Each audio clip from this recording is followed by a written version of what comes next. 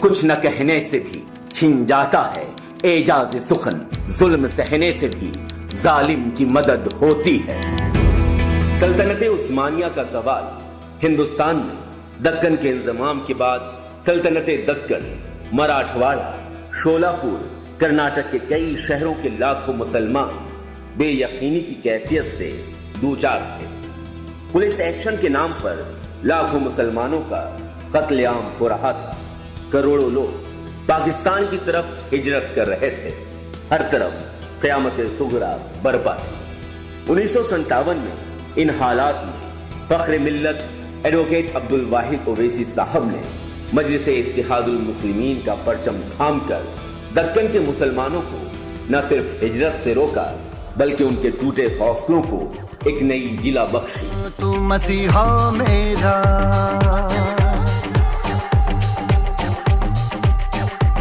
مجلس اتحاد المسلمین کو کل ہند مجلس اتحاد المسلمین کا نام دے کر اسے ایک نئی سیاسی پارٹی میں ڈالا۔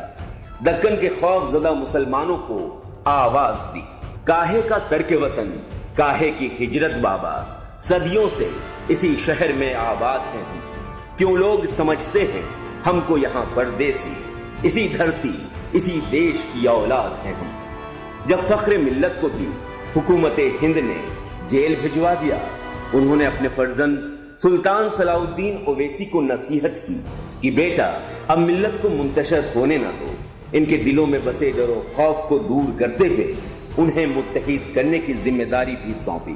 سلطان صلاح الدین اویسی کے بے باک، بے خوف، دور اندیش قیادت نے ملت کو متحد کرنے کے لیے حکومت کی آنکھوں میں آنکھیں ڈال کر حیدرآباد کے مسلمانوں کے لیے جو کارنامے سرے انجام دیے وہ تاریخ میں رقم ہے۔ سلطان صلاح الدین اویسی کی جرأت مندانہ، قائدانہ صلاحیتوں کے اغیار بھی قائل تھے۔ قوم بھی مشکور تھی۔ اپنے ایسے جیالے، نیڈر، بے باک قائد کو مزید مضبوط کرنے کے لیے ملت نے سلطان صلاح الدین کو سالار ملت کے لقب سے نوازا۔ تا حیات انہیں اسی نام سے پکارا۔ میرا ہر ایک چلن نرالا ہے، میں نے ہر غم کو خوشی میں ڈھالا ہے۔ لوگ جن حادثوں سے مرتے ہیں انہی حادثوں نے مجھ کو پالا ہے۔ کل ہند مجلس اتحاد المسلمین کے پرچم تلے سلطان صلاح الدین اویسی 1960 میں پہلی مرتبہ حیدرآباد میونسپل کارپوریشن میں ملے پلی سے کارپوریٹر بنے۔ 1962 میں پتھر گٹی اسمبلی حلقے سے ایم ایل اے منتخب ہوئے۔ 1967 تک 1972 میں یاقوت پورہ حلقے سے تیسری مرتبہ اسمبلی پہنچے۔ 1978 میں چار مینار حلقے سے پھر جیت حاصل کی۔ 1984 میں پہلی مرتبہ ممبر آف پارلیمنٹ بن کر پارلیمنٹ میں داخل ہوئے۔ 2004 تک ممبر آف پارلیمنٹ رہے۔ طویل سیاسی سفر کے ساتھ ساتھ عمر کا سفر بھی جاری رہا۔ ضعیفی کی دستک کو سن کر انہوں نے اپنے بڑے فرزند اسد الدین اویسی جو کہ بیرسٹر کی ڈگری مکمل کر چکے تھے، قوم و ملت کی ذمہ داریاں ان کے حوالے کر دی۔ 1947 کے بعد سے ہندوستان میں مسلم قیادت پر جب بھی تاریخ لکھی جائے گی سلطان صلاح الدین اویسی سالار ملت کا نام سب سے اوپر لکھا جائے گا۔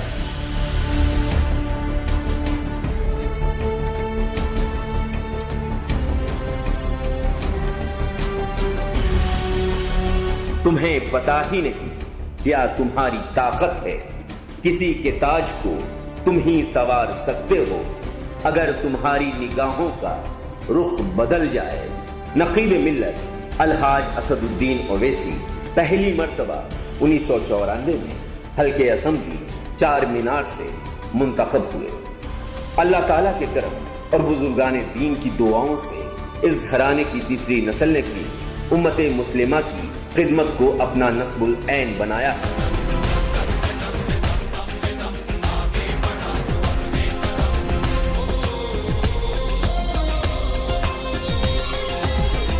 پارلیمنٹ سے لے کر ملک کے کونے کونے تک شب و روز ملت کے مسائل پر لڑتا ہوا قائد الحاج بیرسٹر اسد الدین اویسی جنہیں علماء کرام بھی نقیب ملت مانتے ہیں۔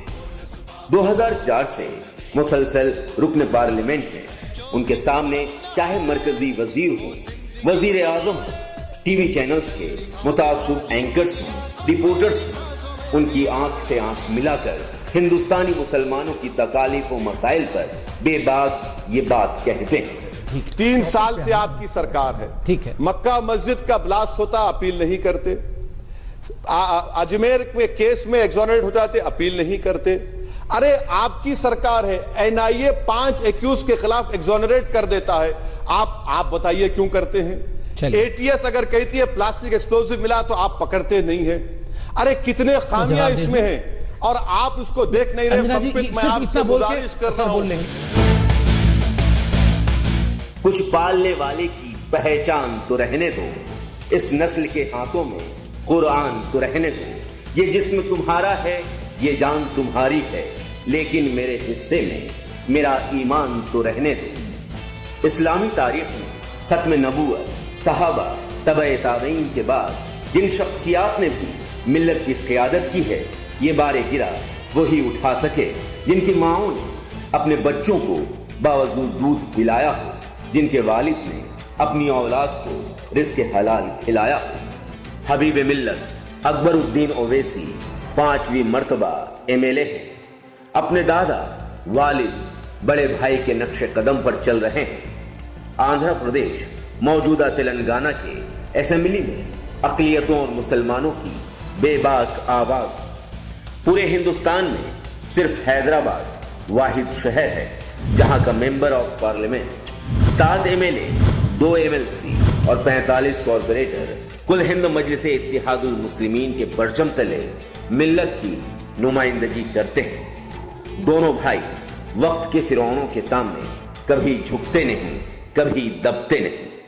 چاہے مرکزی حکومت ہو یا ریاستی حکومت، مجلس کا ہر سپاہی حکومت سے یہی کہتا ہے، طاقتیں تمہاری ہے اور خدا ہمارا ہے، طاقتیں تمہاری ہے اور خدا ہمارا ہے، عکس پر نہ اتراؤ، آئینہ ہمارا ہے، غیرت جہاد اپنی زخم کھا کر جاگے گی، پہلا وار تم کر لو، دوسرا ہمارا۔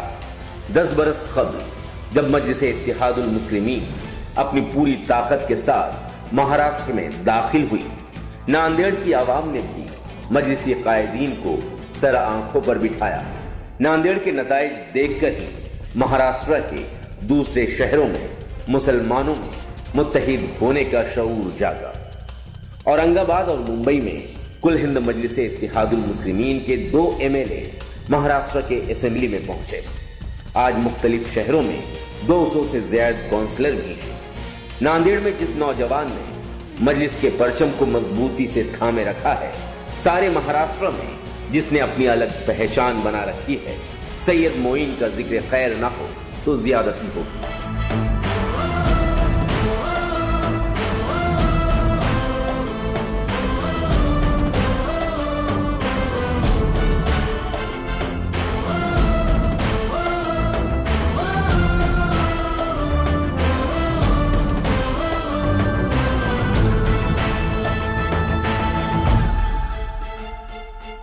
آج کا یہ جلسہ مجلس اتحاد المسلمین کی جانب سے منعقد کیا گیا ہے، اور یہ جلسہ اور اس جلسے کے آغاز اور یہ سروں کا سمندر، یہ نعرہ تکبیر اور اللہ اکبر کی صدائیں، یہ پورے ناندیڑ کے فرقہ پرستوں کو، یہ ناندیڑ کے تمام سیاسی سرخرید غلاموں کو، یہ تمام BJP ہو کہ شیو سینا ہو کہ سنگھ پریوار ہو کہ وشو ہندو پریشد ہو، ان تمام جماعتوں کو یہ اعلان کر رہی ہے کہ آج سرزمین ناندیڑ دیگور ناکا سے دلت اور مسلمانوں کے اتحاد کی اعلان، وہ گونج، وہ صدائیں انشاءاللہ تعالی آنے والی 12 تاریخ کو یہاں کی نگر پالیکا کے اندر دلت اور مسلمانوں کے جھنڈے کا آغاز کرے گی۔